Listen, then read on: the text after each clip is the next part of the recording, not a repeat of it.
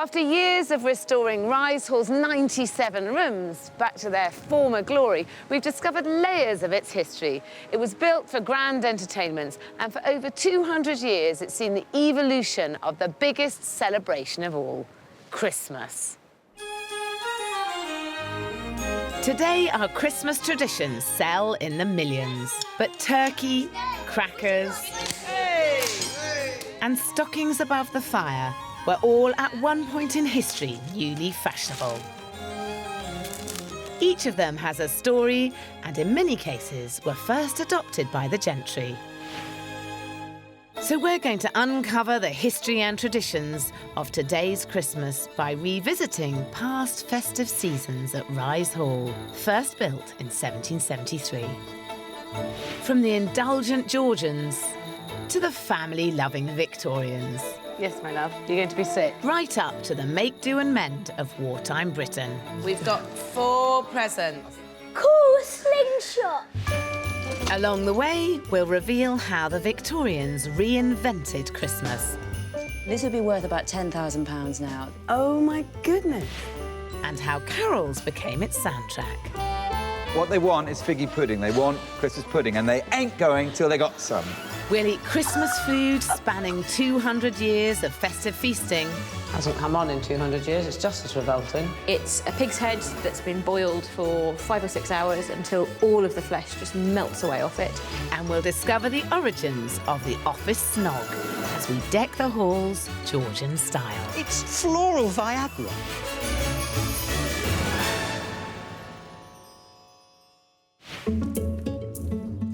My husband, artist Graham Swift, and I have owned Rise Hall in East Yorkshire for over 10 years now.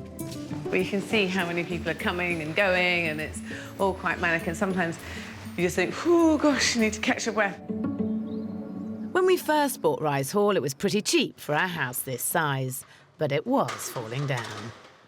It was completely derelict. It had been empty for 10, 15 years. It was so damp. We sold a 2-bedroom house in southwest London and came and bought this. It was so cheap because, firstly, nobody knew what to do with it, and secondly, the amount of money that needed to be spent on this house would have been more than it was worth at the time. Graham has gradually returned each room back to its former splendour. And now Rise pays for itself as a busy wedding and events business. It's running like clockwork. It feels just like it would have done, the bustle of a 17th, 18th century house. Before we bought it, this property had been in the hands of the Bethel family since 1646. Over 400 years, the house grew from an Elizabethan manor house seen here in this early sketchbook to the Regency stately home you see today. And it was in 1773 that Rise Hall first became a grand country house and one of the greatest landed estates of East Yorkshire. So we begin our story of a British Christmas in Georgian times, the most excessive era in a country house history, when Christmas luxury was almost exclusive to the gentry. In Georgian times, although for the majority of the country Christmas Day wasn't yet a holiday, Christmas in the country was a round of balls, parties and feasting, with guests staying for days at a time. Preparations started way back in November with decking the halls. Our favourite festive plants like holly and ivy all have pagan associations and were believed by the Georgians to ward off evil spirits. Even now they're linked with luck and superstition. But there's one we use to grab a quick kiss that was as naughty then as it is now. It is, of course, mistletoe. Florist Simon Lycett has decorated many historical houses at Christmas, including Kensington Palace. We've come to his London workshop to learn more. I wonder why mistletoe is seen as being so very naughty. One of the reasons, it's a parasitic plant, and it is quite a magical, mysterious, weird thing. So actually, the Christian church really isn't a fan of this very pagan plant. No, no. I am a florist. I'm not allowed to use it in any Christian buildings, with one exception, and that is at Christmas time and in, of all places, York Minster, where it is welcomed and received at the altar and blessed. How bizarre. So you guys in Yorkshire, fill your boots, be as pagan as you like, because it seems to me that up there... Anything goes. Yeah. In a Georgian house, mistletoe was used in a kissing bough, a globe of greenery that hangs from the ceiling. Simon uses an upturned stool to secure our bough while we make it. So you are going to hang it up and have a snog fest beneath it. So that's the equivalent of just hanging mistletoe upside down with a red ribbon. This is a Pretty posher much. version. This is a posher, genuinely Georgian version of your bunch of mistletoe hung up with a bow. But before the mistletoe is added to the basket, it's stuffed with other winter greenery. So I've got some rather fabulous holly, which was always symbolising everlasting life, and they used to think it was very protective against sort of storms and fire. We are now going to transform our very pure and Christian kissing bough to something very naughty, saucy, Georgian and very adult by adding in a sprig of this. It's floral Viagra. And the tradition was, each time you had a kiss, you picked a berry off. Whilst there was still a berry on the bough, you could keep kissing. So the master of the house would have been forcing fistfuls into this bough. Hold it up. In Primer houses, mistletoe was only allowed downstairs, while the rest of the house was decorated with huge garlands. A really big house would have had lots of land so that they could gather all this foliage and lots of staff to go and gather it and make these garlands. So it was a display and a sign of great wealth. Rise Hall in Georgian times had nearly 30 staff, all working for weeks to cover the house in garlands containing exotic fruits. So what was Christmas like for Rise Hall's poshest previous owners? Take the clothes off, give them to us. Come on. We're going to find out for ourselves. I think everyone needs a kissing bough. A gentry lady's fitting for her many Christmas dresses took place in London earlier in the year and arrived 6 months before Christmas at a cost of up to a whopping £4,000 each in today's money. For the lord of the house, Christmas was the time to show off Rise as a stately home by entertaining guests who would have come from the tiny elite of great houses in East Yorkshire. They would stay for days, even weeks, or long enough for the chat to run pretty dry. Christmas Eve signalled the start of 12 days of religious reflection. After all, the Georgians were seemingly devout. In you get.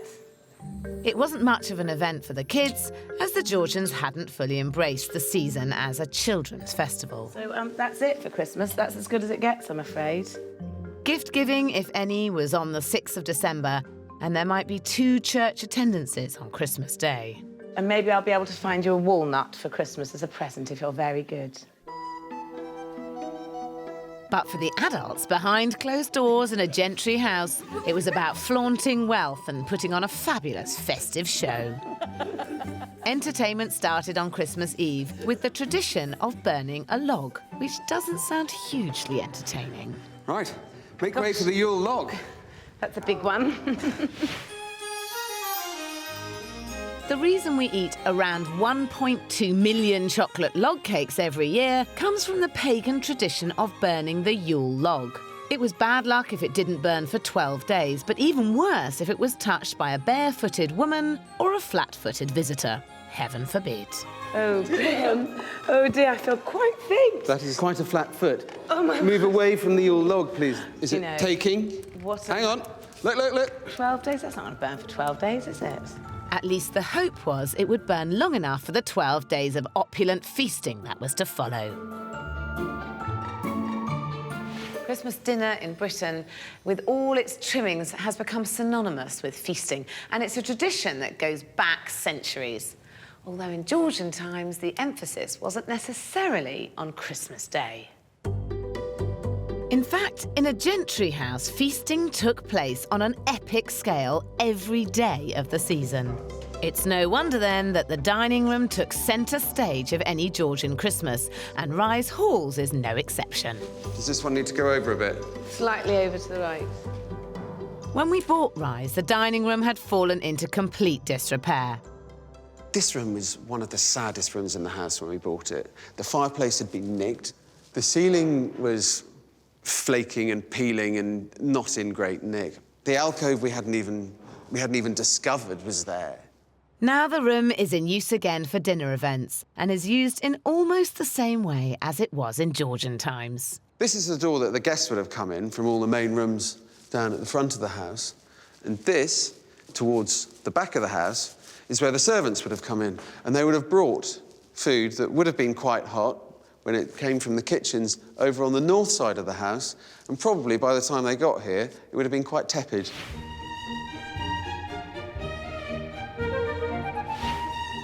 The owners of Rise Hall would have invited local dignitaries from nearby estates to join them in gargantuan dinners of up to 20 dishes. These were a wonderful opportunity to flaunt and boast about their endless supplies. Food historian Dr. Annie Gray has demonstrated Georgian feasts for years. So in Georgian times, how many people would have prepared this? You'd probably have had 6 or 7 kitchen staff, and you're probably looking at a very, very good female cook. A typical Georgian festive feast includes 2 dishes we still have today: Christmas pudding and mince pies. Christmas pudding has been around since the 15th century, and in Georgian times it was eaten right throughout the winter. What's the difference between that and Christmas pudding now? Tends to have a lot less sugar in it, this one, because if you regard it as being on the table at the same time as your beef and your potatoes and your savoury courses, it makes more sense that way. It's not intended to be the sweet end of a meal. On average, Brits eat 27 mince pies each at Christmas. But you may have struggled in Georgian times because the mince really did have mince in it. Why would they have put meat into it? I mean, surely it's a sweet thing. Is this a pudding or a main course? It is sweet. The mince meat that you've got here evolved slowly from a Tudor mince meat, which would have had a large proportion of probably mutton in it, and the currants there to add a back note. So what we're adding is a very small amount of meat to quite a lot of currants. So it's evolved. The mince pie has evolved through time from being a meat pie. Now it's emasculated completely. I mean, you can get vegetarian mince meat, really. Quality meat was a privilege only the rich could afford. It was the caviar of its day. Look what I've got for you. Like the flesh from this pig's head, for example, which apparently makes a nice pâté called brawn. I'm not convinced. That is absolutely rank. You're going to be eating that later. No, I certainly am not. You are. Brawn is probably the most traditional English Christmas dish. It's a pig's head that's been boiled for 5 or 6 hours until all of the flesh just melts away off it. All of that's taken off, pressed into a mould. So when you turn it out, you've basically just got pâté.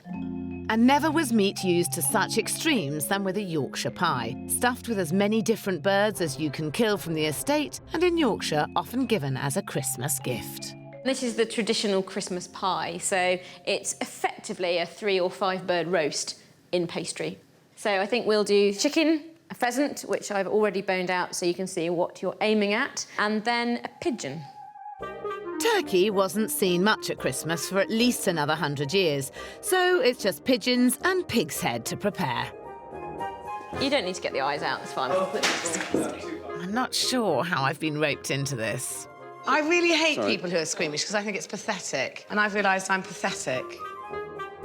Nowadays, we think we spend ages preparing a Christmas feast, but compared to Georgian times, especially at the upper end of society, they really went to town. I mean, you couldn't possibly eat all the food that they prepared, and they prepared it for days and days and days.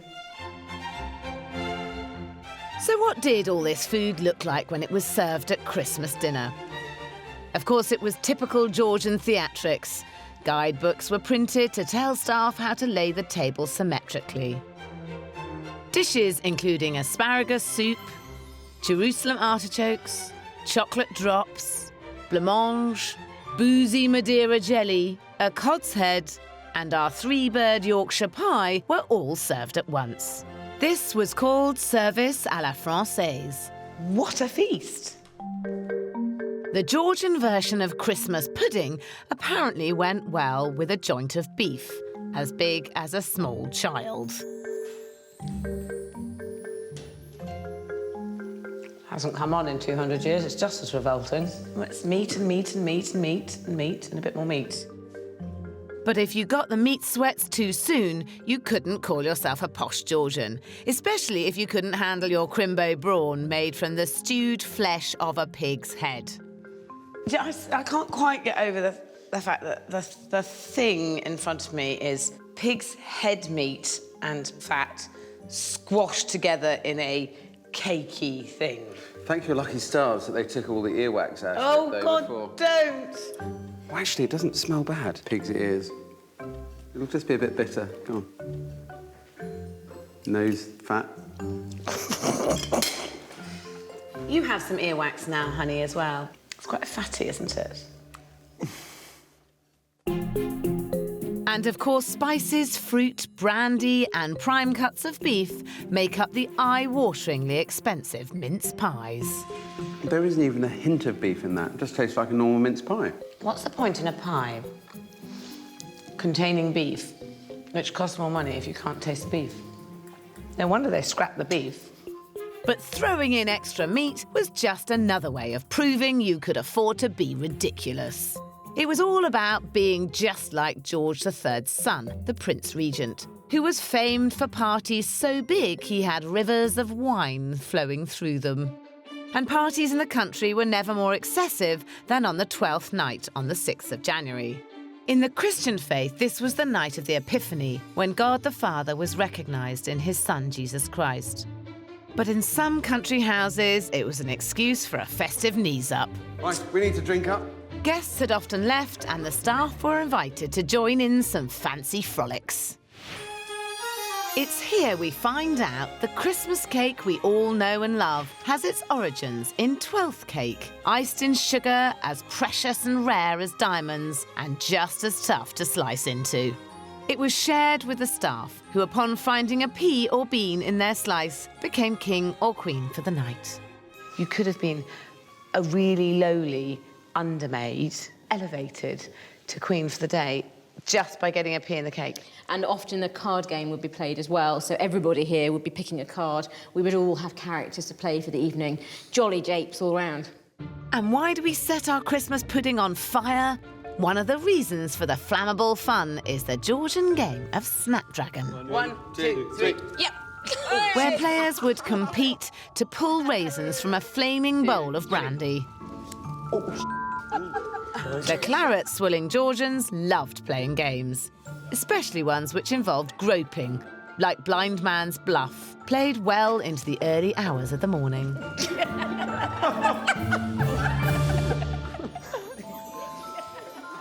The Georgian Christmas was solely an adult affair. A magical Christmas for kids was still a twinkle in Santa's eye. Today, whilst we still all splash out and gorge ourselves on luxuries, adult fun has given way to family fun, which is more about children. And this is something we can thank the Victorians for. By the time Queen Victoria took the throne, the Bethel family had already added Greek Revival stone columns at the front and extended much of the house. The family were now at the peak of their wealth. You know, it was bringing in an income of about 17,000 quid, which in today's money is about £8 million. It's just extraordinary. And if you think about the fact that they had about 30 staff here, and a butler's wage was about £40, you know, no wonder they had so much money to spend on other stuff. But behind the splendour and wealth of the facade of a country estate, inside, the focus at Christmas was family. The family who lived in this house, they had the money to really indulge their family and to keep up with the latest trends. The fashion of a family Christmas was inspired by Queen Victoria and Prince Albert. Their family image promoted a sentimental view of children.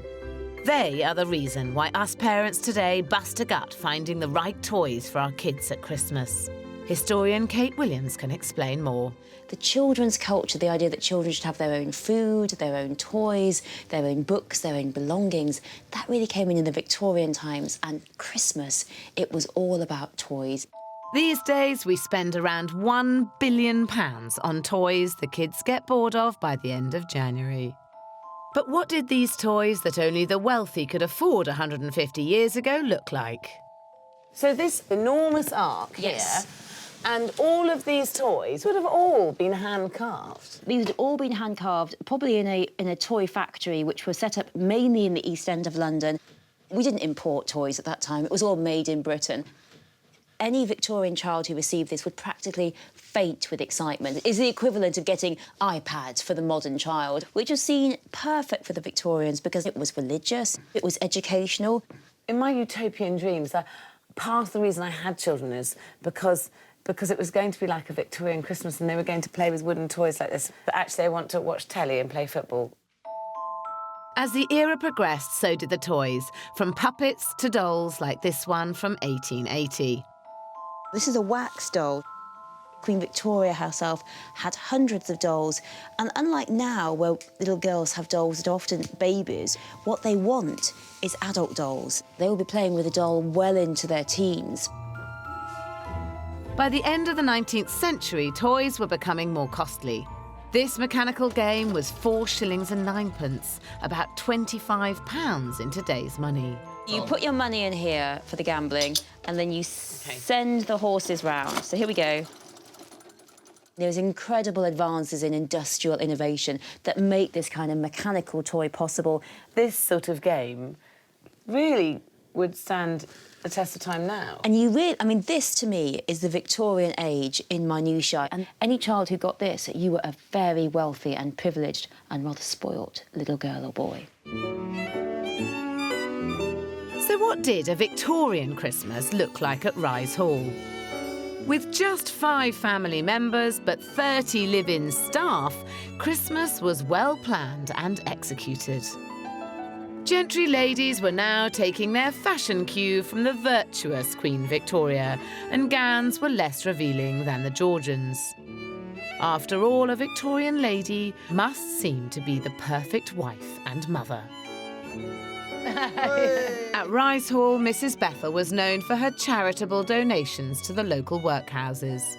Charity at Christmas was key for the reputation of the house. Meanwhile, a Victorian man was expected to appear as a strict patriarch, who surely loves nothing more than time with his children. In 1844, the Illustrated London News printed a picture of the royal family standing around something which was, at the time, a new concept to the people of Britain. The Christmas tree. The tree came from Albert's native Germany, although they had been used privately in the palace since Victoria was a child. But when the palace made it public, the wealthy ached with desire to copy them. I think this is the most beautiful Christmas tree I've ever seen. It's amazing, isn't it?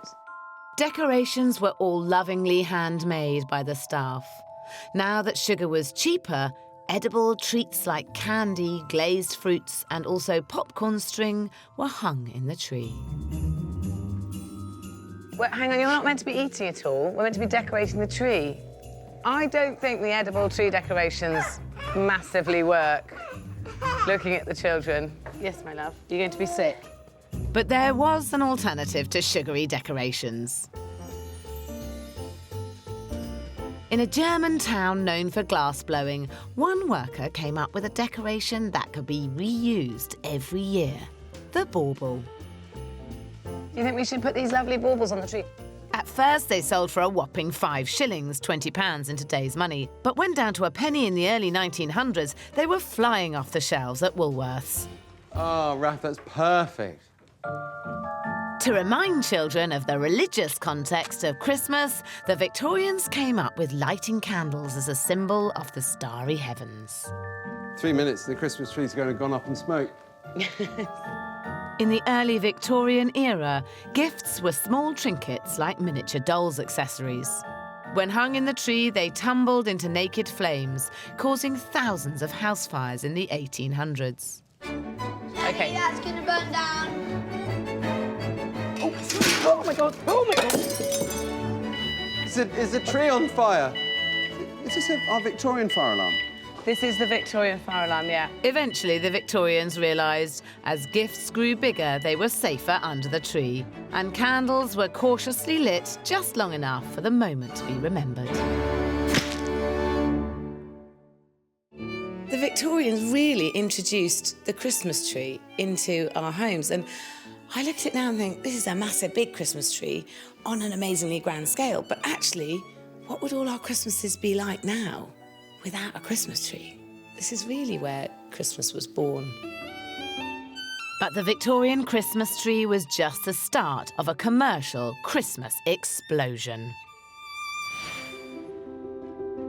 Thanks to the booming Industrial Revolution in the early 19th century, nearby Hull was supplying fish and other goods to the south on impressive new railways, which at last connected Rise Hall in Yorkshire to the rest of the country. The Royal Mail made the most of the railways with a penny post, which made letter sending cheaper and faster than ever. And the clever Victorians were about to find a smart way of making the most of this for Christmas. They came up with something that in Britain we spend £148 million on each year, the Christmas card.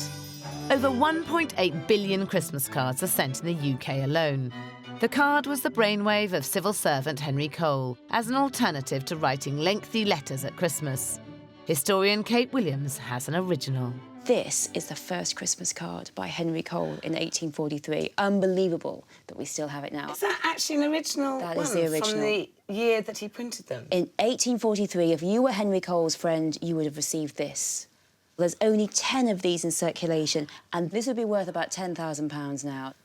Oh, my goodness. This card was incredibly popular. It caught on so fast. People immediately started buying them, they started sending them, and they really started bankrupting themselves on Christmas cards because this was put on sale for 6 pennies, which makes it a very luxury item. Simply, the poor could not afford something like that. The card depicts a lively pub scene with adults and children boozing away, whilst outside the poor were given some leftovers. The Victorians was an age of ultimate hypocrisy, really. They believed in philanthropy. They put behind them the Georgians, the naughtiness, the mistresses, and they pushed that all under the carpet. And they had this kind of external, excessive philanthropy that we really see here.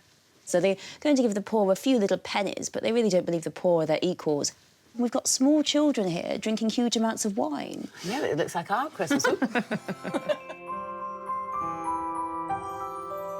The concept of sending a decorated card took off rapidly, and in just 30 years, 4 million were being sold every Christmas.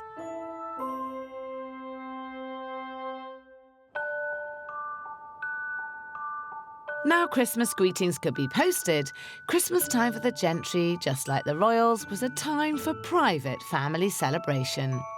'Twas the night before Christmas when all through the house not a creature was stirring, not even a mouse. On Christmas Eve, children waited for gifts to be delivered by a new mystical figure. And this figure was, of course, Father Christmas. Many people think the image of Father Christmas started with Coca-Cola ads in the 1930s. But cartoonist Thomas Nast was first to draw him with fur trims, seen here in 1881. Although before then, the Victorians imagined him sometimes as a green elf and as a Turkish bishop in red robes called St. Nicholas. Either way, he definitely exists. And in Britain today, 750,000 children write to him each year. Legend has it, to avoid coming face to face with his charitable subjects, St. Nicholas once dropped coins down a chimney into some drying stockings that were hanging above the fire. Blimey, so do you think if I hung a lot of stockings, that might happen? There might be pots of gold that fall into it. I have a suspicion that if you asked extra specially nicely, he might give you some chocolate coins. In fact, coins, the original stocking filler, did eventually become chocolate in the early 20th century. Hark the herald angels sing. Long before Wham, Sir Cliff or the X Factor dominated the Christmas charts, in Victorian Britain, at the top of the pops, it was all about the Christmas carol.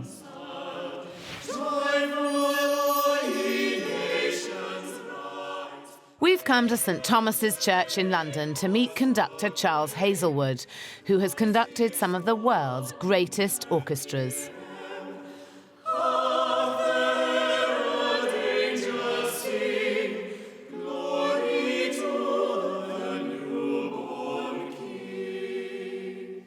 Now that is everything about Christmas. It sums it up. Immediately it makes you think about all things Christmas. Yes, carols were actually much older things, and they're not necessarily to do with Christmas at all. Back in the Middle Ages, I mean, a carol is a round dance.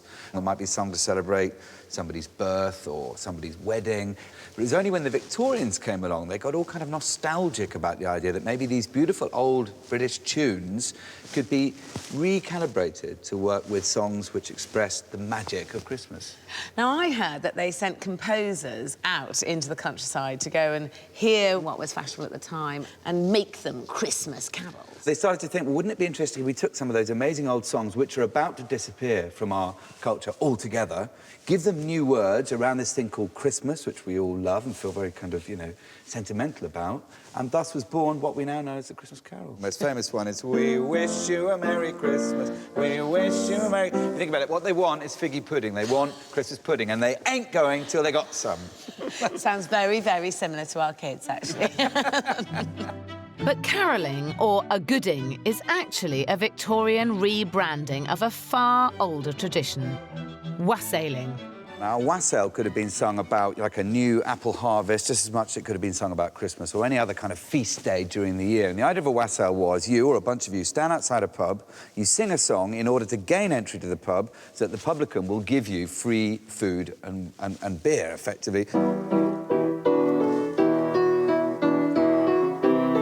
There's already a sense of, oh, yes, everyone's getting the spirit, you know, within a few bars. Do you want to sing that song to me? Do you know that one? God rest you, merry gentlemen. We all know that. Oh, 1, 2, 3, 4. God rest you, merry gentlemen, let nothing you dismay. For Jesus Christ our Saviour was born on Christmas Day to save us all from Satan's power. The carolling Victorians, those who could actually remember the words, were now spreading good cheer through the land. And Christmas was deemed important enough for workers to get a day off. In 1834, the 25th of December became a national holiday for all. After attending church, the day was centred around its masterpiece, Christmas dinner. Today, Christmas dinner for 10 million families in the UK is defined by one thing. And that is, of course, roast turkey. Turkey came to Britain from America in the 16th century and was bred in Norfolk. Bored of goose, wealthy Victorians salivated over this exclusive bird. Each year, flocks of them wearing little shoes were walked for miles from Norfolk to London to be sold. Look at this. Wow. Delicious. In a wealthy country house dinner, turkey may be served as one course out of many, alongside beef, salmon and oysters. Look at that. But deboned and stuffed turkey was often the main event. Food historian Annie Gray has skewered ours with prawns and truffles, a popular addition for the super rich. The turkey's a really big bird, so it's a bit more kind of logical to have something like that than a massive lump of beef necessarily. But as you've seen in your menu, you also have your beef. Your beef shows how English you are. Your turkey is beginning to be really associated with Christmas. But turkey wasn't the only new addition to the dinner table. A confectioner of the time called Thomas Smith came up with a table decoration so unique it caused hysteria amongst the upper classes. One evening, while sitting by the fire, Mr. Smith was startled by the crackle of a falling log. It gave him the perfect idea. He would add a bang to his newly paper-wrapped sweets, which could be pulled apart by 2 people. Inside the wrapping, he would include love messages and treats, and so the Christmas cracker was born. OK, really hard. 3. These days, we pull around 300 million crackers a year. That's around 5 corny jokes, 5 ill-fitting hats, and 5 plastic toys each. That is a bottle opener, really good for beer.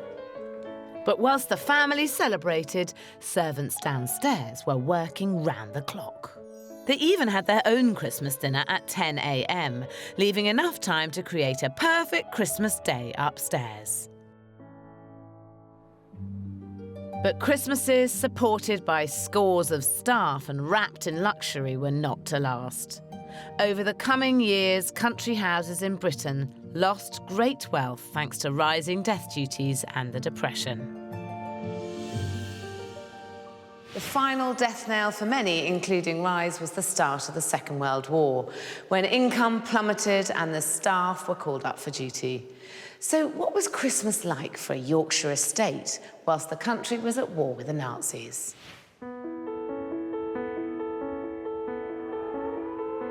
When the war started in 1939, Britain believed it would all be over by Christmas.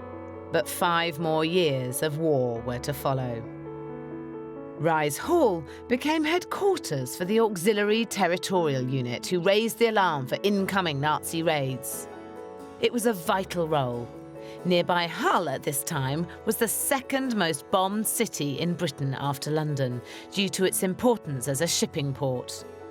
With the staff sent off to war and the house taken over by the military, the Bethels moved to the back servants' quarters. This part of the house was the last to be restored. The old servants' kitchen is now Graham's workshop. This is the original kitchen that we're in now. There's a whole load of different smaller rooms coming up the north side, which would have been for just storing vegetables and flowers and sort of all the things, all the produce that you'd have taken from the home farm and the estate around you. And then during the wartime, the family reverted back to these parts of the house as smaller bits that used to be the staff accommodation and the working hub of the house. At this time, the owners lived in a few rooms above the servants' kitchen and had just 2 part-time members of staff. With frequent air raids over Hull, the people of East Yorkshire were prepared for a tough Christmas, just as they were in Hull's southern counterpart, London.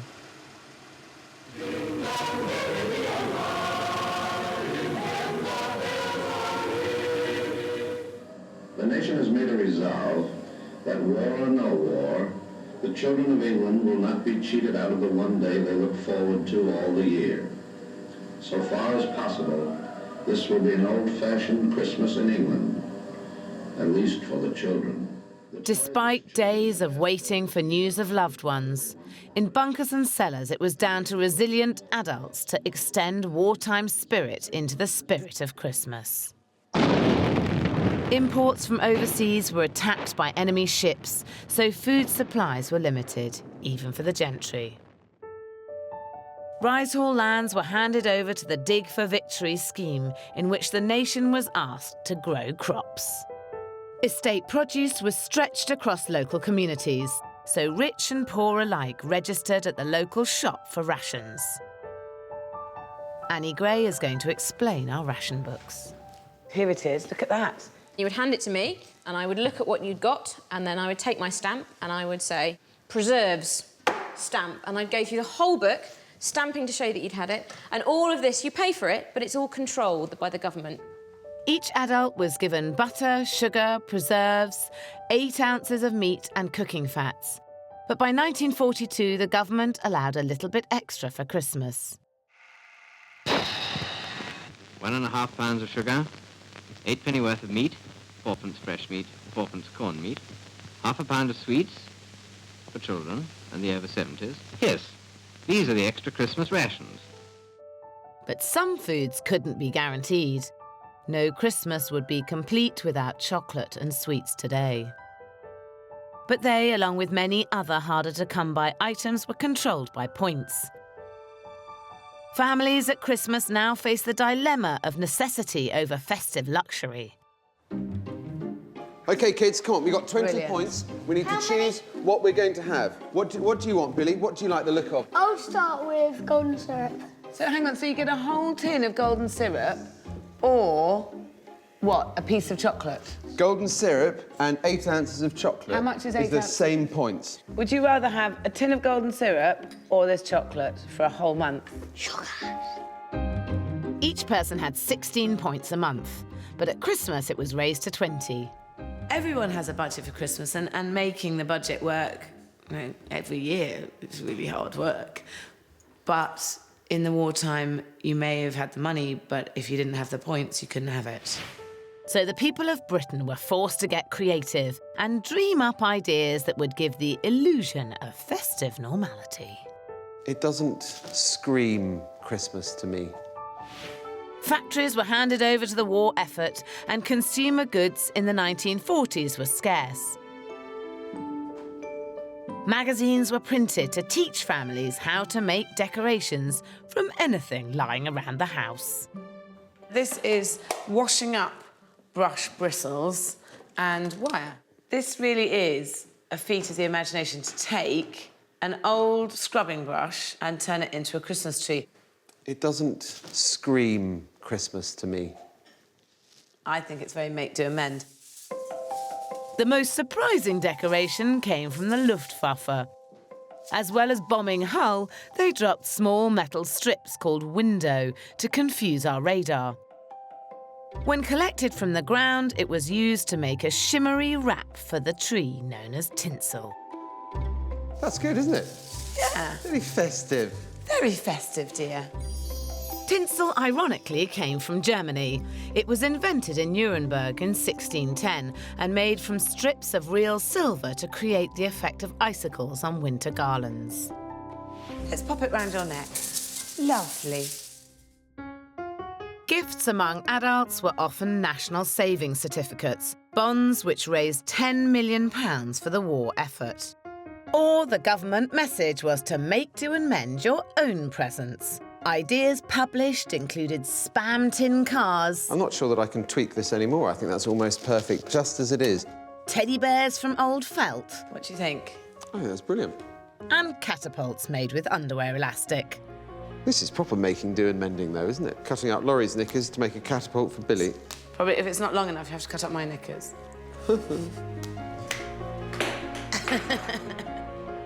We've got 4 presents.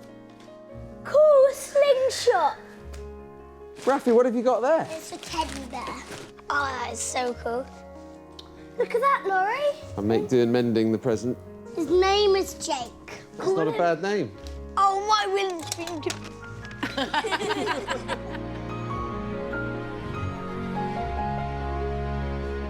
In the years after the war, due to crippling debt and zero income from the land, important country houses like Rise Hall were demolished every fortnight throughout the 1950s. Those that weren't knocked down tried to find other ways of surviving, and Rise Hall became a girls' school for 40 years. It even had a school gym added at the back of the building, which is now a ballroom. By the time we bought it in 2001, it had been empty for years and was crumbling to the ground.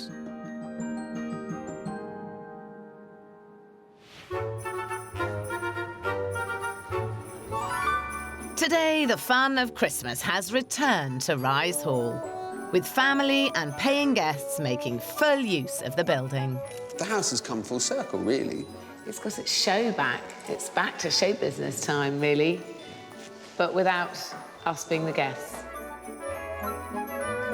These days, we, the owners, use a much smaller part of the house for Christmas dinner, the kitchen.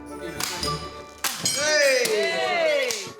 The irony of it is that I quite like the coziness of all being in one room and the kids playing over there and us being here. I think this open plan living probably fits our lifestyle a bit better than a 30-bedroom house. You have a present? Oh, darling, yes. I really want one. Although Christmas has evolved, as you look around the room, there are telltale signs of great British Christmases gone by all over the place. But for me, the best thing is hearing Christmas carols. The gentry might once have had the money to splash out on luxuries that weren't afforded to everyone else. But now Christmas is on sale in shops and supermarkets to everyone. But no matter how you package or sell Christmas, I think it's actually about your own personal history of Christmas. After all, these traditions we all share together, we tend to make completely our own.